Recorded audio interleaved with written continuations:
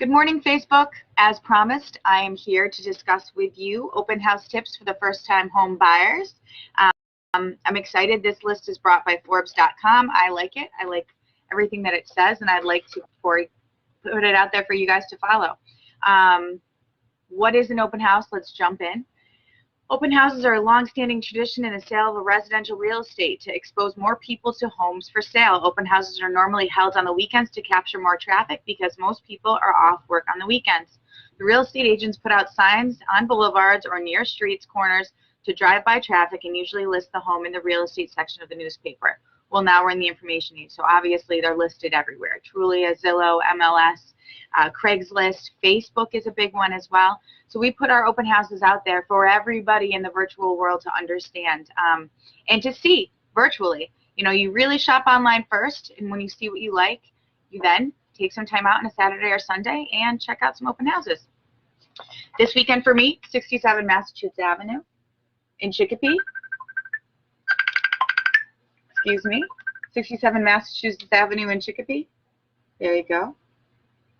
Yeah, I'm very excited. It's Saturday. It's going to be from 11 to 1 p.m. It's a cute house. But here are the tips that I'd like to tell people, first-time home buyers especially. If you're going to these open houses in our saturated market, you're usually seeing a lot of people there, a lot of competition, a lot of things. Don't get that off your game and of what you want to do. Make sure you stay focused, and these questions will help you to stay focused. The first question you should ask an agent on duty in an open house, if it's a house that you really like, is how many offers have been made. It's important to know, is this house already on its way to being sold, or am I the only one that's showing interest here? Usually when you have multiple offers, you need to be prepared to go in with your best and final offer, because many times a home buyer, if it has multiple offers, just wants to sit down once and decide, is this the house for us? You know, and we can get into discuss more what actually happens in a multiple offer situation. You should always ask a real estate agent if any offers have been made. If there aren't any offers on the house, then the opposite may be true. You may be able to budget and put in an offer that may be below ask. Number two, why are the sellers moving? This is important. It's important to understand what's going on with this property. The sellers could be moving because one of the owners got a new job across the country, or they could be moving because the home's maintenance is unaffordable and the repairs are getting more burdensome. Always make sure to ask the real estate agent why they are moving.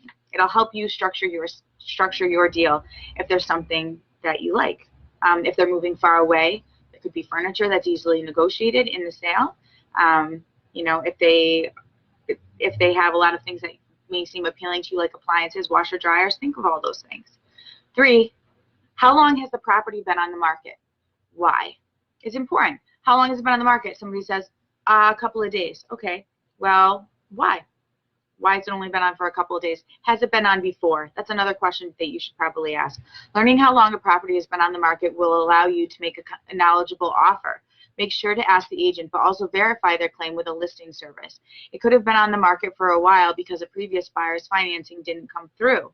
Or maybe the property just went on the market this month and there are plenty of suitors. The context will provide you with useful information that gives you a better idea of how fast you'll need to take action and how competitive the offer process might be. Right now, it's a very competitive market for most price points. We're dealing with multiple offer situations, and properties aren't staying on the market long. So it's important to ask these questions and just understand, but also understand the climate that you're in. Number 4. We're doing open house tips for the first-time home buyer. Number 4, a question you should ask. When was the house built? Has it ever gotten any updates? Now, as a listing agent, this is one of the first questions I ask people is, since you purchased the property, what upgrades have you made? And I also, when I'm selling a property, make sure that those upgrades are listed clearly for people to see. This type of binder that I showed you earlier from my open house. You should be able to find a binder like this as an open house and scroll through it and see the photos, but also see the seller's disclosure of property. That's a seller telling you everything that they've done since they bought it. And then also something nice that I like to do is an actual list of improvements since purchase. So sure, you have a form, but then you have it clearly written out from, in descending order, what's been done and what's going to be done before closing. It gives you really want to shop and understand the property that you're looking at. And these home books are at open houses usually, hopefully, and they have a wealth of information in them. Number 5, what are the utility costs? Also should be in home book. It's important. Too often utilities can be an afterthought in the home buying process, but this is a property you're thinking about living in. And this means you'll need lights, running water, heat, air conditioning, and working sewer pipes. Ask the agent if he or she knows a ballpark of what the utility costs are. It's important. I always ask my clients, please give me a rough estimate, so that I say, this is what you're looking at for electric, this is what was paid for in heat, this is what you can expect in water. Taxes are listed in your listing sheet, so check those as well, because on top of the mortgage, you're paying taxes. Owning is more of a responsibility than renting. There's pros and cons to both sides. Number 6, how eager is the seller to sell the property? Is it an urgent sale?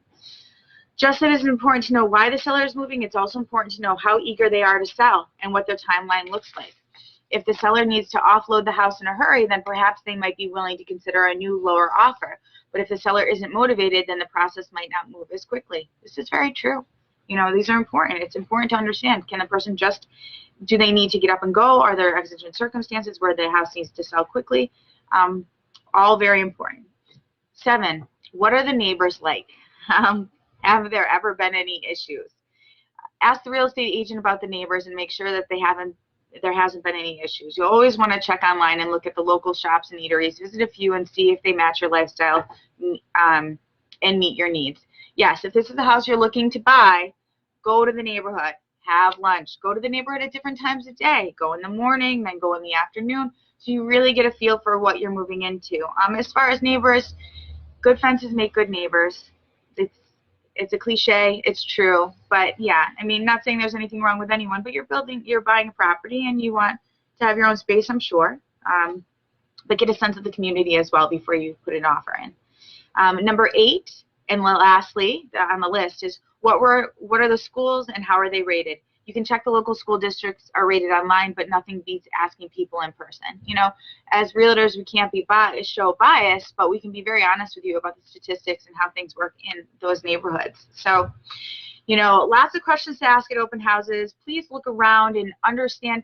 Have a checklist of things that you're looking for in a property. Don't get overwhelmed. Don't ever get overwhelmed by seeing multiple people there and putting in offers that are above.